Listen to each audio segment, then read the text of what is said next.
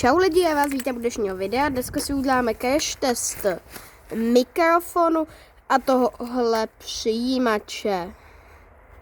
Jo, tak začneme prvním levelem číslo 1.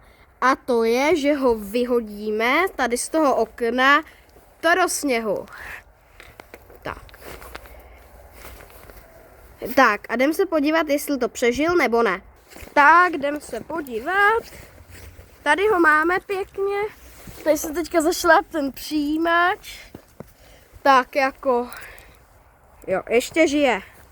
Jdeme ho trochu víc zničit. A rovnou bychom mohli jít na drsnější level, a to je level 2. A to je kladivo a jdeme.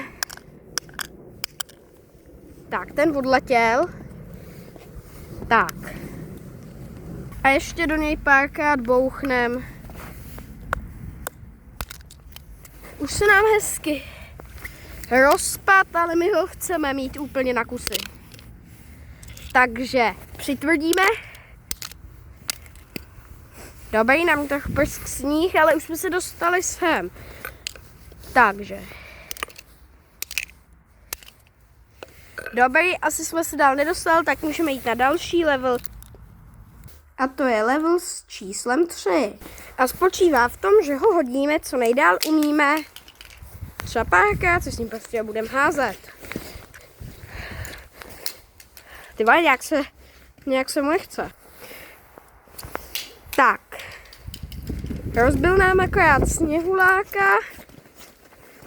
A ještě ho jdeme rozbít trochu víc. Budeme se s ním teďka chvilku házet.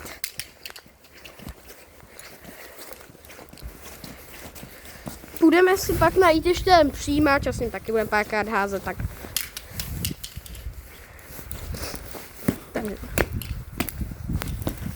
Ani dupnutí, ten je snad nezničitelný. Snad ho nějak zničíme, nebo natočíme part 2. Štěstí jsem teďka vymyslel level s číslem 4 a je to vrtačka.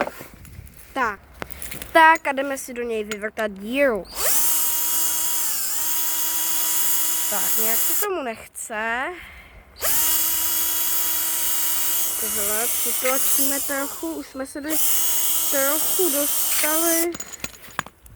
Tak, vrtačka nám ho trochu zničila, tak se s tím ještě párkrát hodíme. Ještě si hodíme s tím přijímačem. Tak. Tento přežil a mikrofon ten dopadl dost blbě. Tak. Takhle a takhle. Ale ještě tady jeden díl z něj. A to je další. Tak toto je pro dnešní video vše. Doufám, že se vám tento crash test, kde jsme ho rozsekali úplně na kusy, líbil. Dejte prosím like, odběr a čau.